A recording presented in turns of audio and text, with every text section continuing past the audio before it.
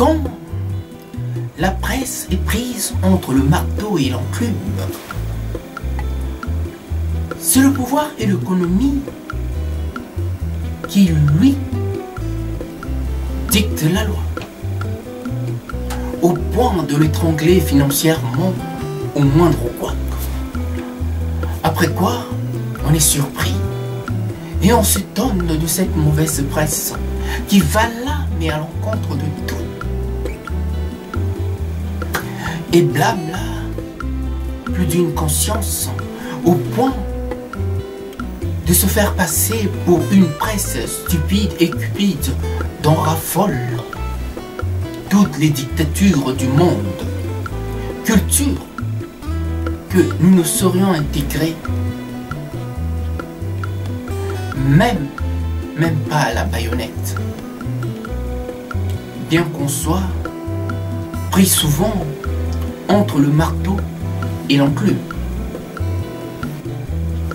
Oui, le pouvoir de la plume est véritablement terrible. Quand je dis marteau, c'est le pouvoir et l'enclume, c'est l'économie. Accepter un tel état de fait, ce serait simplement se rendre sans combattre et vendre là son âme au diable. Et surtout quand on sait, comme le diable n'aura jamais de conscience, que des prétextes qui lui serviront de raison pour tout justifier, jusqu'à en justifier l'injustifiable, ce que nous voyons déjà. À nous de prendre là le taureau par les cornes, de prendre fait et cause de cet espace de liberté qui nous revient là de droit. Aujourd'hui, le stress est classé parmi les maladies du XXIe siècle. Au plus grand bonheur de nos illustres économistes et autres idéologues en tout genre. La presse est le témoin là de notre histoire. Et par elle, nous jugeons du bien fondé de notre évolution, qui ne tient pas qu'à un bureau, encore moins à un parti politique. Ne laissons pas cet espace à ceux d'un parti pris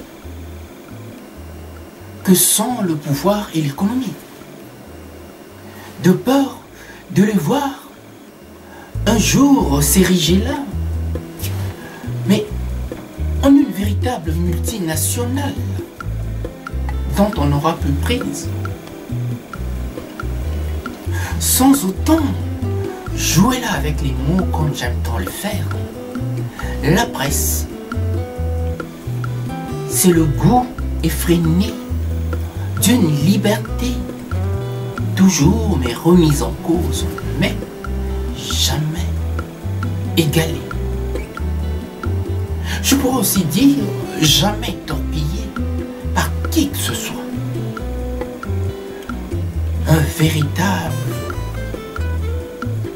rapport de force au profit et au service d'un plus grand nombre, qui réduit là tant d'inégalités, donc d'injustice, qui pourrait nous faire basculer là, mais du mauvais côté,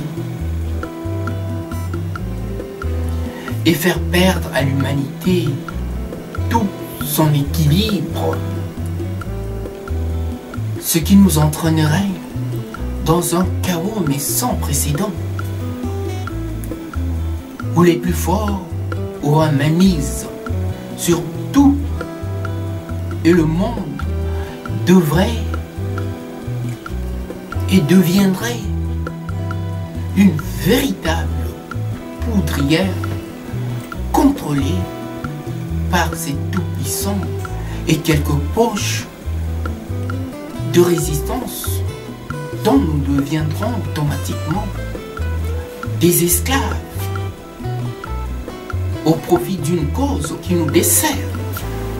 Et même les mouchoirs ne viendront pas à bout de nos larmes et de notre désespoir. En somme, un enfer au cœur du paradis à cause simplement de certains qui se prennent pour des élus alors qu'ils ne sont autres que des égoïstes mais invétérés qui vont jusqu'au bouddhisme.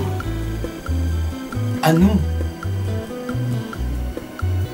de démontrer tous les bien fondés de cette presse, tous les bien fondés de la presse que redoutent souvent les hommes du pouvoir, de peur sans doute de voir sur la place publique leur côté obscur, ces pratiques qui viendraient entacher là leur image très papier glacé, représentée par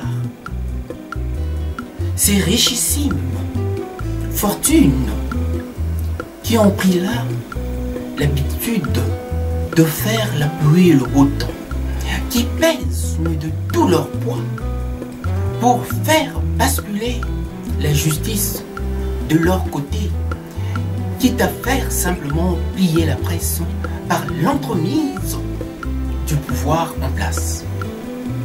Voilà à quoi nous sert la presse, un véritable redresseur de tort qui met à la portée de tous la moindre mais information de notoriété publique afin là simplement de préserver nos institutions et la bonne conduite